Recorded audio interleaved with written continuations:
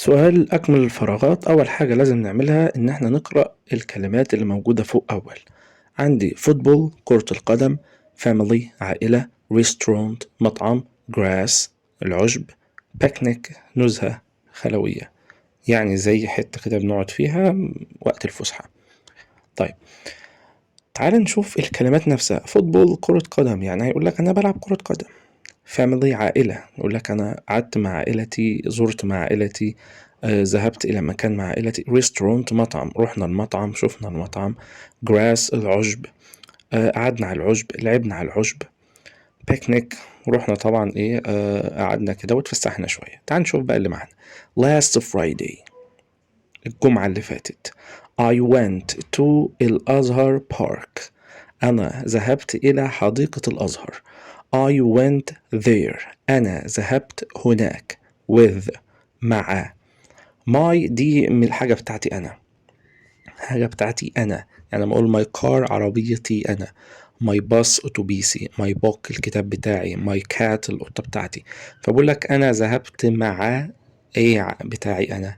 يا ترى كرة القدم بتاعتي أنا، ولا مع عائلتي، ولا مع المطعم بتاعي، ولا مع الحشائش بتاعتي، ولا مع النزهة بتاعتي؟ لا، ذهب مع العائلة. يبقى I went there with my family. يبقى دي أول واحدة. my mom أمي. made made يعني صنعت، عملت. عملت إيه؟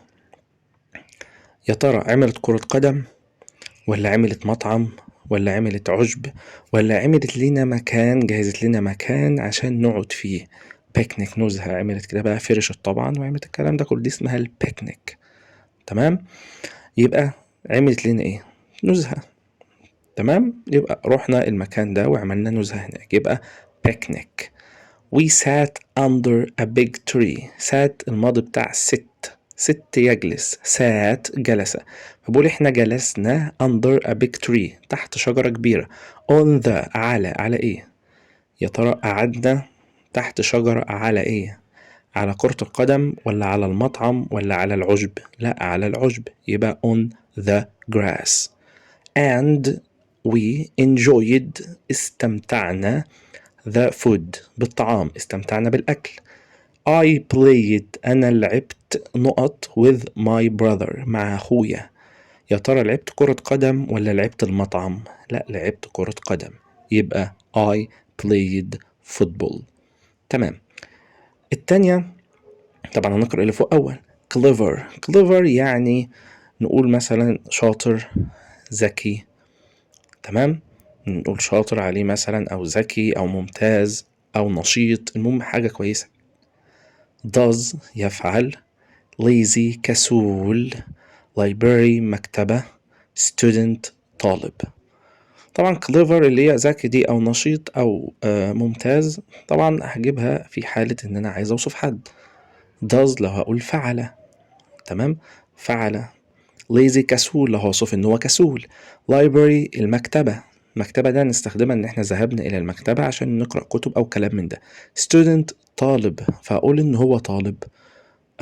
هو طالب كويس، هو طالب كذا، هو طالب في الصف الخامس، في الصف الرابع. هنشوف هنحلها ازاي. عمر is my classmate. classmate يعني زميل في الفصل. كلمة mate يعني زميل. فلما أقول team mate يعني زميلي في الفريق.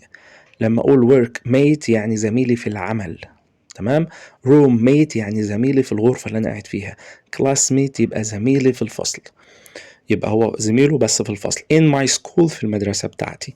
he is هو يكون، وحطت نقطة. يا ترى هو يكون شاطر clever، ولا يكون يعمل، ولا يكون كسول، ولا يكون مكتبة، ولا يكون طالب؟ ما تنفعش طالب لأن طالب مفرد، المفروض تكون a student. هتبقى a student. تمام. يبقى أنا عندي لا إما يكون شاطر clever، لا إما يكون كسول lazy. فأنا معرفش أختارها هنا، لأن أنا معرفش أصلا عمر ده. تمام. فهنا هسيبها أعديها ونكمل الجمل. ينفع أعدي جملة؟ ينفع تعدي كلمة خالص عادي، مفيش مشاكل، لأن مش عارف الحل، ما أنا عندي 2 وأنا معرفش حاجة عن عمر. كمل كده. بقول لك he works يعمل very hard.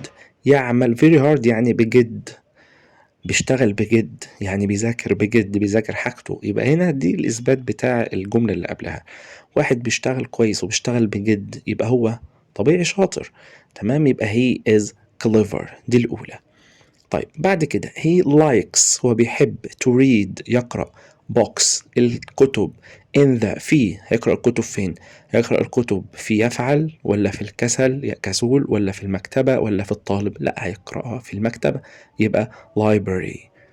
طيب he also likes، also أيضا likes يحب to help، يساعد his friends أصدقائه in the class في الفصل، برضه بيحب يساعد أصدقائه في الفصل. he always يعني دائما، هو دايما his homework الواجب بتاعه. his هنا حاجة بتاعته هو، فhis car عربيته، his book كتابه، فhis homework يعني الواجب بتاعه.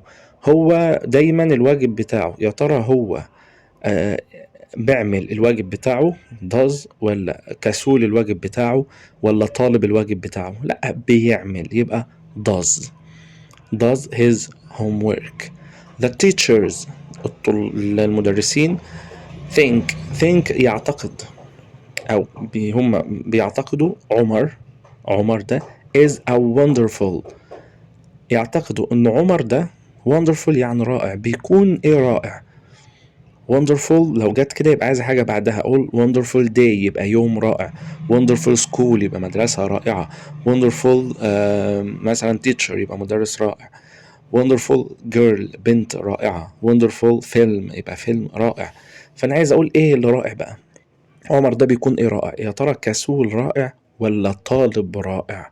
طالب رائع. واحنا قلنا ان student عايزة ال A، فجاء ال A قبل wonderful اهو، لأن هو طالب رائع، يبقى a wonderful student يعني طالب رائع. تمام. التالتة carry يحمل يشيل يعني، bed السرير، share يشارك، posters ملصقات بنلزقها على الحيطان كده، left شمال. carry يحمل، لو قالك انت بتشيل حاجة فهشيلها. bed السرير، هيجي يقول لي انا بنام على السرير، بشارك السرير، عندي سرير في الغرفة كده. share يشارك، هتشارك حاجة. posters الملصقات، هيجي يقول لك احنا بنتكلم عن الملصقات دي، عندي ملصقات في البيت، عندي حاجة في كده، هيتكلم عن الملصقات اللي بنلزقها على الحيطان. left شمال، هيتكلم عن اتجاه الشمال. I love my bedroom بحب غرفة النوم بتاعتي. تمام. I not it دي اللي هي ها، يعني اقول مثلا I like it انا بحبها، بس عايد على حاجة غير عاقل، فما اقول I share it مثلا يبقى انا بشاركها. I مثلا help it انا ساعدتها لو كانت قطة مثلا او كده، يبقى it دي عايدة على حاجة غير عاقل، وغير العاقل في اللي قبلها هو البيدروم، يبقى هو يتكلم عن البيدروم هنا. فبقول لك انا ها with my sister مع أختي، يا ترى أنا بحملها مع أختي، ولا أنا سريرها مع أختي، ولا أنا بشاركها مع أختي، ولا أنا ملصقاتها مع أختي، ولا أنا شمالها مع أختي؟ لا، أنا بشاركها، يعني نشارك فيها أنا وأختي، يعني إحنا الاتنين بنقعد فيها، يبقى I share it with my sister مع أختي. On the right على اليمين there is يوجد ماي، على اليمين يوجد ماي، قلنا ماي دي حاجة بتاعتي أنا، بتاعتي إيه بقى اللي بتاعي؟ يا ترى يوجد يحملني بتاعنا، ولا سريري، ولا البوسترات بتاعتي، ولا الشمال بتاعي؟ لا، على اليمين هيكون موجود، احنا قلنا البوسترات بتكون على الحيطان، فلو قالك على الحيطان يبقى البوسترات، لكن على اليمين والشمال حاجات محطوطة أكيد، يبقى على اليمين يوجد مين؟ سريري، يبقى my bed with a desk يعني في desk في مكتب كده next to it بجانبه. on the على الإيه بقى؟ there is my sister's bed، على إيه يوجد السرير بتاع أختي؟ يا ترى على يحمل، ولا على الملصقات، ولا على الشمال؟ لا، على الشمال، يبقى on the left there is my sister's bed يوجد سرير أختي. in the middle يعني في المنتصف، in the middle في المنتصف of the room في الغرفة there is an armchair يعني كرسي ذو ذراعين with two cushions يعني مخدات. في النص كده في كرسي بذراعين عليه مخدتين. and a big closet يعني في دولاب. وفي دولاب ده في المنتصف. on the wall يعني حيطة. على الحيطة بقى there are يوجد lots of فالكثير من. ايه اللي هيكون موجود على الحيطان؟ يا ترى يحمل ولا الملصقات؟ لا، هتكون ملصقات posters of animals للحيوانات. 4. أول كلمة عندي dangerous يعني خطير. لو هتكلمني عن حاجة خطيرة، عايز أقول إن الحاجة دي خطيرة، هختار dangerous. ديوجان ده اللي هو الأطوم، ده حيوان مائي، ودي الصورة بتاعته لو حد مش عارفه. grass العشب، animals حيوانات. طبعا grass لو في حاجة تخص العشب، بنقعد على العشب، بياكل عشب لو بتكلم عن حيوان او كده. animals الحيوانات، لما يجي يتكلم لي عن الحيوانات بصفة عامة. friendly ودود، وده هيوصف لي حاجة ان هي ودودة، سواء حيوان ودود او شخص ودود. طيب we are talking a lot. نحن talking نتكلم a lot كثيرا about عن unusual animals. unusual يعني غير معتاد، يعني اللي هو شكله غريب. animals الحيوانات الغريبة الغير عادية، يعني مش اللي احنا بنشوفها كتير زي مثلا الكلب، القطة، الحصان. دول حيوانات عادية، دول usual animals حيوانات عادية احنا عارفينهم. لكن unusual animals دي حيوانات غير عادية، يعني مش بنشوفهم كتير، ممكن ما نعرفهمش، لو شفناهم ما نعرفش اسمائهم كمان، زي الأطوم ده. تمام. at school في المدرسة، يبقى بقول لك احنا بنتكلم عن الحيوانات الغير عادية دي at school في المدرسة. we talked يعني تكلمنا أو تحدثنا. احنا اتكلمنا about نقط. احنا اتكلمنا عن from around the world. from من around حول the world العالم، حول العالم. يا ترى احنا اتكلمنا عن خطير حول العالم، ولا عن أطوم حول العالم، ولا عن العشب حول العالم، ولا عن الحيوانات حول العالم، ولا عن ودود حول العالم؟ لا، اتكلمنا طبعا عن الحيوانات الموجودة حول العالم، يبقى animals. my favorite unusual animals. my favorite المفضل لدي. unusual animal الحيوان الغير عادي المفضل لدي. from Egypt من مصر، يعني الحيوان ده موجود في مصر. إذا الحيوان المفضل لدي في مصر هو، يا ترى هو الدنجرس الخطير، ولا الديوجان الأطوم، ولا العشب، ولا الودود؟ لا، أكيد طبعا يقصد الحيوان، يبقى الحيوان اللي هو مين؟ ديوجان الأطوم. تمام. I think أنا أعتقد it's got a lovely لدي it's got لدي a lovely جميل نقط face حاجة جميلة في وشه بقى جميل. وإيه تاني يا ترى؟ dangerous وجه جميل وخطير، أكيد لا ما تنفعش. وجه جميل وجراس وعشب، أكيد برضو ما تنفعش. يبقى ودود يبقى lovely friendly face. دي التالتة. it spends يعني يقضي. هو يقضي طبعا it هنا عايدة على مين؟ على ديوجان. هو يقضي many hours خلي بالنا اسمها hours مش hours، لا الاتش silent ما بتتنطقش. hours many عدد كبير جدا من الساعات. eating أكل، هيأكل إيه؟ يا ترى هيأكل dangerous خطير، ولا هيأكل الأعشاب؟ لا، هيأكل العشب، يبقى eating grass from the sea من الإيه؟ sea bed قاع البحر، بيأكلها من قاع البحر every day كل يوم. تمام. الخامس buy يشتري، لو رايح تشتري حاجة، لو قال لك أنا بشتري كذا. restaurant المطعم، لو قال لك احنا رايحين المطعم أو رايحين نجيب حاجة من المطعم أو شوفنا المطعم. live يعيش، يقول لك أنا أعيش في كذا. fresh طازج، حاجة طازجة، لا إما خضروات لا إما فاكهة. كويزين ده اللي هو الطبيخ، الحاجة مطبوخة. تمام. الكلام طبعا لو أنا بتكلم عن حاجة مطبوخة، يقول لك هو عبارة عن طبيخ، عبارة عن حاجة بناكلها كده، الكلام ده كله. طيب تعال نشوف بقى ايه اللي هينفع معانا في كل جملة من اللي تحت. I have lived أنا أعيش in Alexandria في الإسكندرية. تمام. all my life طوال حياتي، يعني أنا بعيش في اسكندرية طوال حياتي. I own يعني أمتلك. أنا أمتلك. يا ترى بمتلك إيه بقى؟ بمتلك يشتري، ولا أمتلك مطعم، ولا أمتلك يعيش، ولا أمتلك طازج، ولا أمتلك طبيخ؟ لا، أمتلك مطعم. عندي مطعم فين؟ في اسكندرية. I own a restaurant.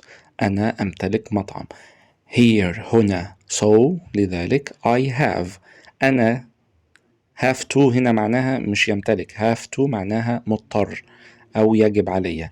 أنا مضطر، يبقى have لوحدها يمتلك أو يتناول أو عنده، لكن have to معناها مضطر. أنا مضطر say أقول، مضطر إن أنا أقول that in you must visit my restaurant. you must أنت لازم visit تزور my restaurant. يجب عليك إنك تزور الإيه؟ المطعم بتاعي. you can try. you can أنت تستطيع. try تجرب. أنت تستطيع أن تجرب some of بعض. the local يعني محلي. محلي يعني مصنوع في المكان اللي احنا فيه أو في البلد اللي احنا فيها، ده معنى محلي. حاجة معمولة جوه البلد نفسها. فبقول لي أنت تستطيع أنت تجرب some of the local نقط. طيب هتاكل ايه حاجة محلية؟ هتاكل ايه حاجة معمولة هنا؟ يا ترى هتاكل يشتري معمول محلي يعني يشتري محلي، ولا يشتري يعيش محلي، ولا يشتري طازة محلي؟ ايه طازة؟ حاجة ايه اللي طازة؟ ما انت لازم تقول ايه هو الطازة. طيب ولا يقصد الكويزين الطبيخ المحلي؟ يعني يقول لك انت لازم تجرب الاكل المحلي بقى بتاعنا. انت تيجي كده عندنا المطعم بقى وتدوق الطبخ بتاعنا المحلي اللي هو احنا بنعمله في البلد بتاعتنا. طيب ايه بقى كويزين؟ طبعا we serve يعني بنقدم الوجبات اللي احنا بنقدمها بقى. traditional تقليدية. Egyptian مصري. food طعام مصري تقليدي يعني عادي حاجات عادية كده. تمام.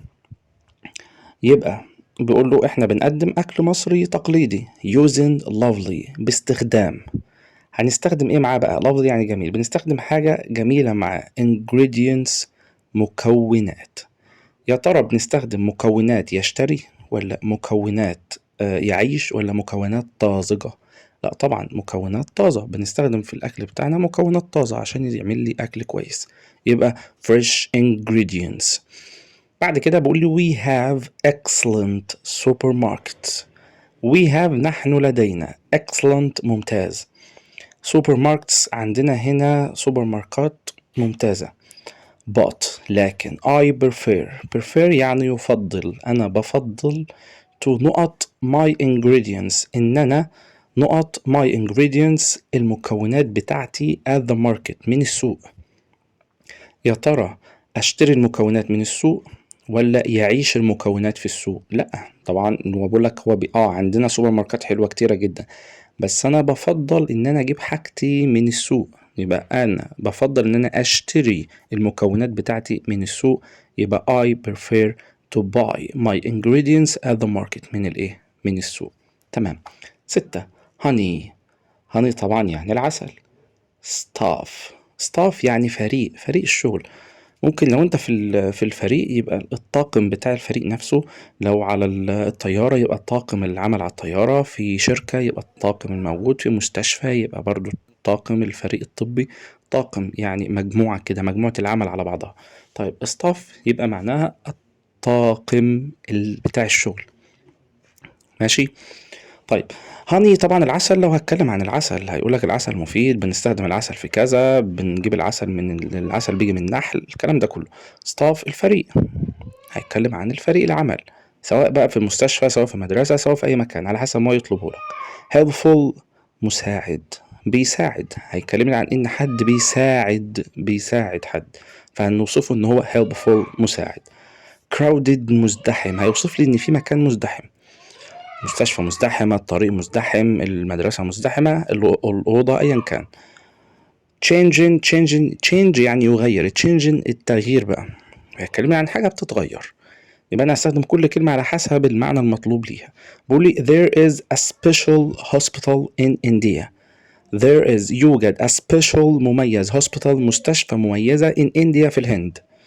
the hospital المستشفى is always دايما المستشفى دايما.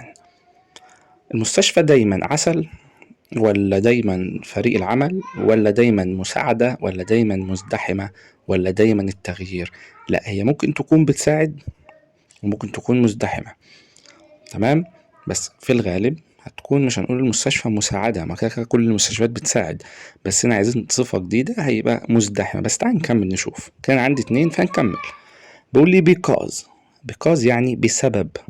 people الناس. come بتأتي to visit patients يعني المرضى. بسبب ان الناس بتيجي تزور المرضى، طبيعي يبقى الناس بتيجي تزورهم يعني بيعملوا زحمة، يبقى يقصد هنا ان المستشفى بتكون crowded، مزدحمة. تمام. بقى دي الجملة الأولى. the نقط of the hospital بتاع المستشفى made بيعملوا something different، بيعملوا حاجة مختلفة. ايه اللي في المستشفى بيعمل حاجة مختلفة؟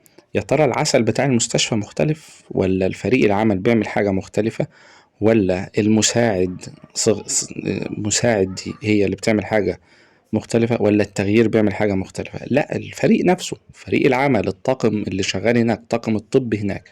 بقول ده staff يعني اللي هو مين؟ فريق الطبي of the hospital على المستشفى made something different، بيعمل حاجة مختلفة. ايه هي يا سيدي؟ قال لي at the hospital في المستشفى اللي بيحصل the staff teach يعلم the family بيعلم العائلات members اللي هم أفراد العائلة، بيعلموهم. يعني الناس هناك الدكتور يقوم مجمع 2 3 كده من العائلات ويعلمهم ازاي يدوا الحقن، ازاي يقيسوا الضغط، ازاي مثلا يغيروا على الجروح. تمام. الحاجات دي كلها. فانا بقول the staff teach the family members، يبقى دي الحاجه المختلفه اللي هم بيعملوها هناك، ان هم بيعلموا العائلات اللي بتجيلهم بقى how to do how كيف to do يفعل، كيف تفعل useful مفيد things أشياء، ازاي يعملوا أشياء مفيدة like نقط bandages اللي هي الضمادات الحاجات اللي احنا بنحطها على الجروح وكده والكلام ده كله. فالحاجات دي بنحتاج ان احنا نعمل ايه؟ محتاج ان احنا نغيرها كل شوية، فهم علموهم ازاي يغيروا الضمادات دي. خلاص. يبقى changing تغيير الضمادات. or given injections يعني حقن. giving يعطي. injections اللي هو الحقن. تمام. this is هذا